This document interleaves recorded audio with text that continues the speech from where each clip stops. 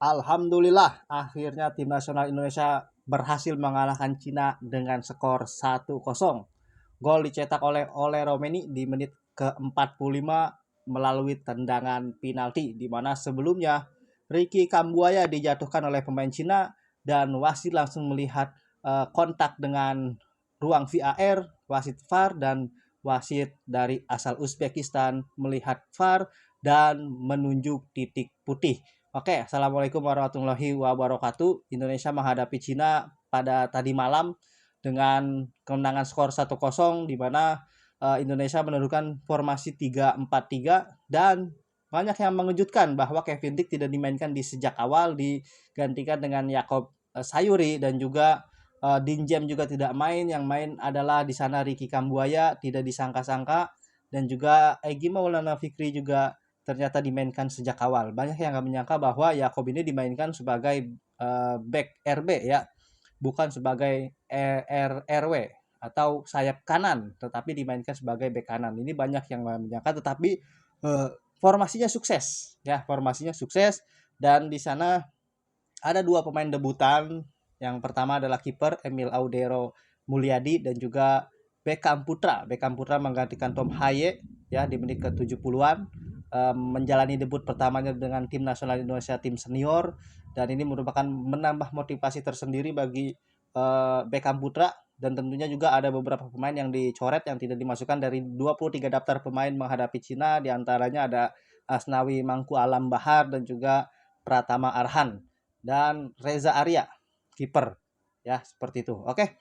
Dan kita mendapatkan dejavu ya, menang dengan skor 1-0 melalui titik putih yang dicetak oleh Romeni di menit ke-45, di mana sebelumnya ada Ricky Kambuaya dijatuhkan di kotak penalti. Kemenangan ini sangat berharga. Kita berhasil menambahkan poin 3+3. Di sisi lain juga kita mendapatkan tambahan poin FIFA sekitar 15 poin.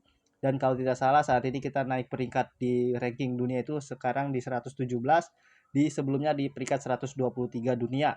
Ya, di pertandingan selanjutnya kita akan menghadapi Jepang. Tentu kita belum aman, kita masih menunggu hasil pertandingan antara Bahrain dan juga Saudi Arabia, dan potensinya dimenangkan oleh Saudi Arabia walaupun bermain di Bahrain, karena baru menit-menit awal tampaknya Arab Saudi sudah unggul atas Bahrain. Itu kita berharap ya Saudi Arabia yang akan menang pertandingan antara Saudi dengan Bahrain.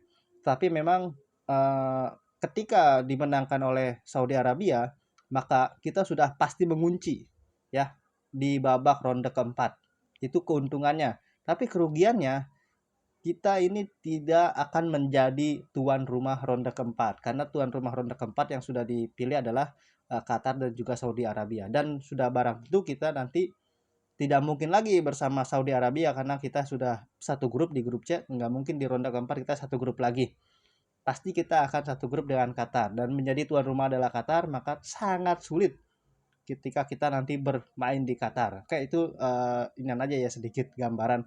Tapi yang patut kita syukuri adalah malam ini malam yang penuh berkah, malam takbiran bagi umat Islam ya, yang sedang merayakan mendapatkan hadiah dari tim nasional Indonesia, di mana sebelumnya di hari raya juga, hari raya Idul Fitri mendapatkan hadiah dari tim nasional Indonesia berupa kemenangan 1-0 atas Bahrain, dan di lebaran Idul Adha ini mendapatkan hadiah juga dari tim nasional Indonesia berupa poin 3 kemenangan atas Cina.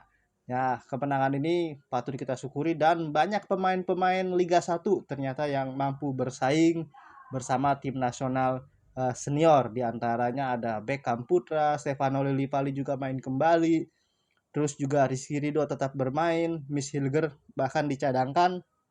Lalu di tengahnya itu Ricky Kambuaya, ada Egy Maulana Fikri, bahkan pemain-pemain Eropa, top Eropa tidak dimainkan. Dinjem, Rafael Strike itu tidak dimainkan. Ini merupakan kemajuan dari pemain-pemain yang bermain di Liga 1. Tentunya harapan kita nanti Liga 1 ini peringkatnya akan naik ya.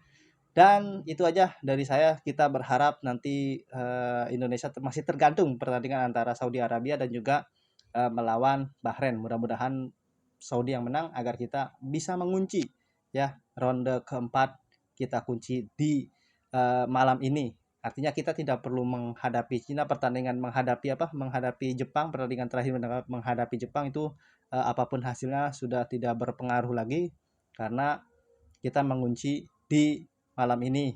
Tapi dengan syarat Saudi Arabia harus menang atas Bahrain. Tapi kalau misalkan Bahrain yang menang, kita harus was-was karena pertandingan terakhir kita menghadapi Jepang dan Bahrain pertandingan terakhir menghadapi Cina. Lalu Saudi Arabia menghadapi Australia, dan Australia ini sudah dipastikan lolos ya ke Piala Dunia secara langsung karena poinnya 16, dan bisa jadi dia juga tidak karena di pertandingan terakhir akan menghadapi uh, Saudi Arabia ya. Oke, itu aja dari saya. Gimana pendapat teman-teman? Silahkan tulis di kolom komentar. Wassalam.